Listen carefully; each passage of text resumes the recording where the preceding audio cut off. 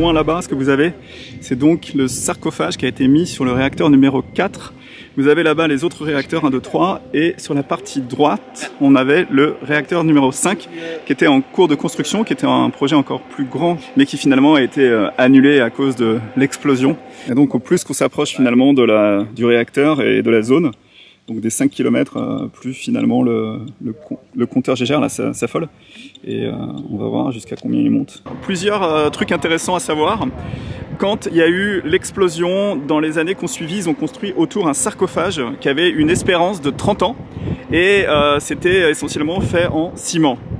Ensuite, au bout de 30 ans, donc il y a quelques années, il y a eu le problème de savoir qu'est-ce qu'on allait faire puisque le sarcophage ne serait plus efficace. Et donc ils ont construit ensuite cette espèce de grande arche qui a été un projet international et qui est en fait une structure en aluminium.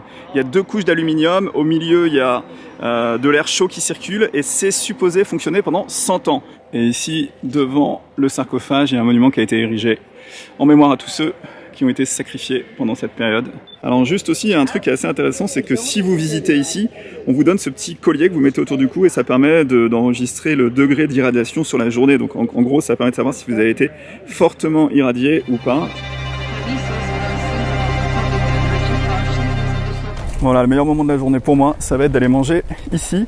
Alors c'est pas un restaurant chic, hein. Le truc c'est la cantine locale où les ouvriers qui travaillent sur l'usine, enfin sur la centrale, mangent. Donc du coup ça va être intéressant. Donc juste avant d'aller manger, vous avez à passer le scanner pour vérifier si vous n'avez pas été contaminé. Donc ça c'est vraiment très très bien.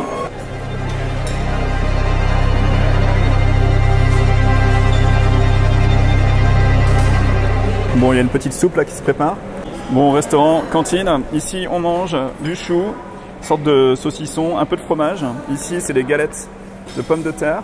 Bon, pour une cantine c'est pas mal quand même, hein. Voilà, mon repas ça ressemble à ça, avec un jus à base de fruits rouges, une soupe, de la viande et le tout, bah, c'est compris dans le prix pour 10 $.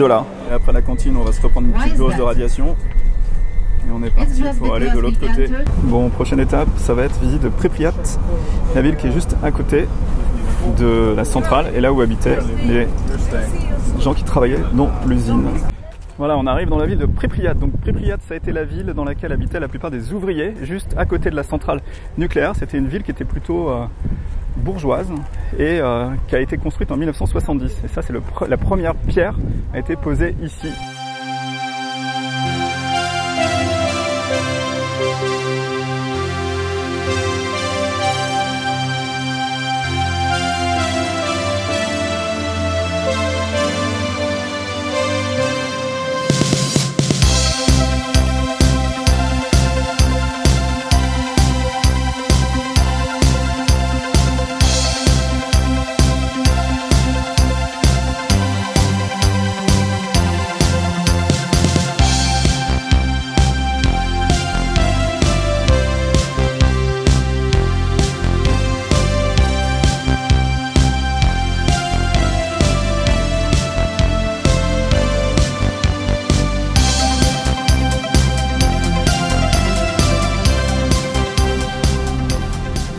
Donc la prochaine étape, ça va être d'aller tout au bout là-bas, visiter la ville de Pripyat.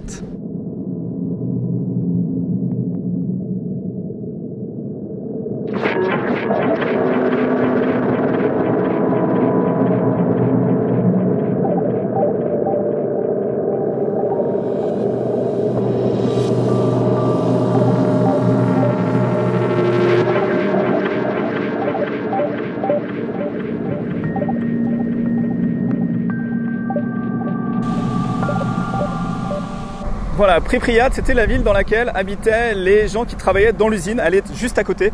On est à quelques kilomètres et donc on est parti pour faire une petite séance d'exploration. On a 1 heure dans cette ville abandonnée. Ça a l'air génial.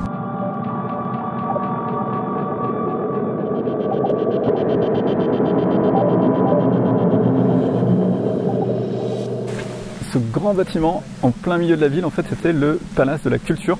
Ici, on a l'intérieur du théâtre dans le Palace de la Culture. Donc voilà. Par contre, il y a des problèmes de fuite et on nous a dit que la structure était assez instable.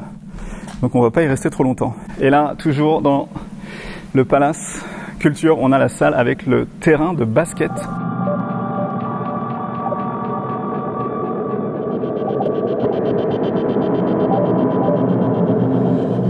Alors Alors là, vous avez les vestiges du supermarché, ici, qui était un très grand supermarché a priori, puisqu'il y avait 50 000 personnes qui vivaient dans la ville.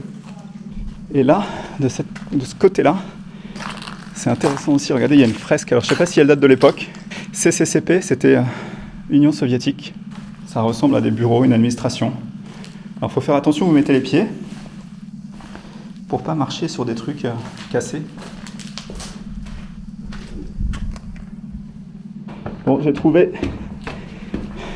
l'escalier pour monter.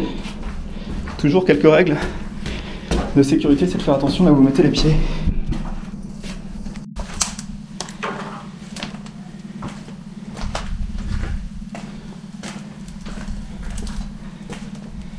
Bon, bâtiment administratif, c'est sûr. Il y a des bureaux partout. Des grands bureaux ici. Et en fait, tout a été laissé en état. Alors on retrouve aussi un petit peu partout dans la ville des masques. Il faut savoir qu'à l'époque, ils avaient tellement peur d'une attaque des Américains que tous les citoyens de la ville, les écoliers, tout le monde avait des masques en fait en cas d'attaque par missile.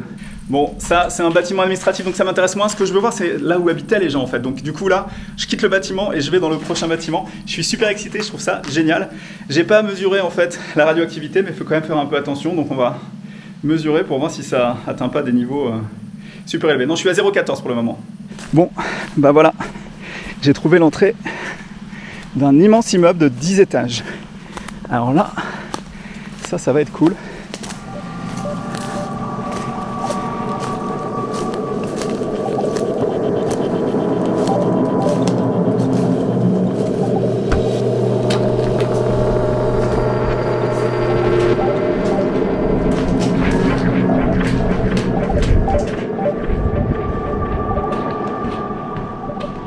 Premier étage, ici les boîtes aux lettres, deuxième étage, avec les grandes allées, et le troisième étage.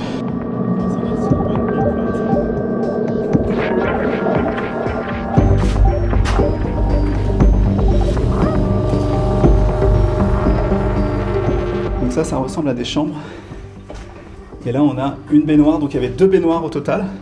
Ce qui me fait penser que c'était quand même un appartement de standing. Là, vous avez encore une chambre, ou peut-être la salle de bain.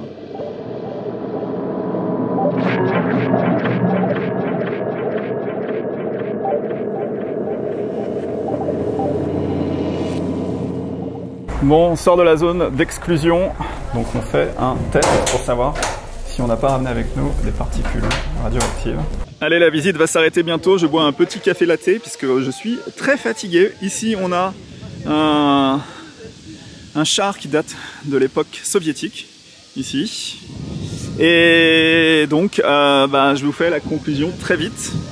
Et voilà, la visite de Tchernobyl va s'arrêter ici. Donc c'était visite de Tchernobyl dans un tour organisé. C'était pas un truc que j'ai fait à l'arrache par moi-même. De toute façon, c'est très compliqué parce qu'il y a des contrôles de sécurité un petit peu partout, donc vous pouvez pas faire ce que vous voulez. Est-ce que la visite vaut le coup ou pas? Franchement, moi, je pense que oui. J'ai vraiment beaucoup aimé. Alors ça faisait très longtemps que j'avais envie de visiter Tchernobyl et que j'attendais le meilleur moment. Et là, le fait de faire mon retour de Izmir à Paris en passant par Kiev, ça m'a donné l'occasion de faire la visite. Vous payez donc 80 €, on est le matin, ça commence à 8 h, le soir on rentre à 8 h, donc c'est assez long. Pendant la journée, donc on a visité des villages abandonnés, on a visité la ville de Pripyat, ville abandonnée, c'était hyper intéressant aussi. On voit vraiment la nature a été laissée en l'état et les gens sont partis comme ça. Ils ont le droit de revenir après pour récupérer quelques affaires, mais dans l'ensemble, vous voyez vraiment que la vie s'est arrêtée à un moment, il y a 35 ans, et ça c'est vraiment intéressant. Qu'est-ce que je peux vous dire d'autre sur le tour? Le midi, je vous conseille de prendre l'option cantine, restaurant de la centrale, parce que c'est hyper intéressant aussi, et j'ai plutôt bien mangé, donc ça c'est un bon point. Vous avez la possibilité éventuellement de faire le tour sur 2 jours, donc du coup avec une nuit dans la ville de Tchernobyl, dans un hôtel, et ça je pense que si vous aimez bien prendre votre temps, ça peut être sympa de vous immerger avec les locaux et de vivre l'expérience de l'intérieur. C'est un peu plus cher, c'est 250 $ versus 100 $ pour le tour normal que j'ai fait aujourd'hui, mais c'est plus relax, voilà. Donc la vidéo va s'arrêter ici, ça faisait hyper longtemps que je voulais faire ce tour de Tchernobyl et je suis hyper content de mon expérience ici, donc c'était vraiment une très bonne journée de découverte à Tchernobyl. Donc si la vidéo vous a plu, vous mettez un petit pouce. Si vous êtes abonné à la chaîne et que vous suivez mes aventures, merci beaucoup. D'autres vidéos à venir très bientôt, je ne sais pas où, mais around the world. Et moi je vous dis donc à très vite pour de nouvelles aventures sur la chaîne de Benji Around the World. Ciao!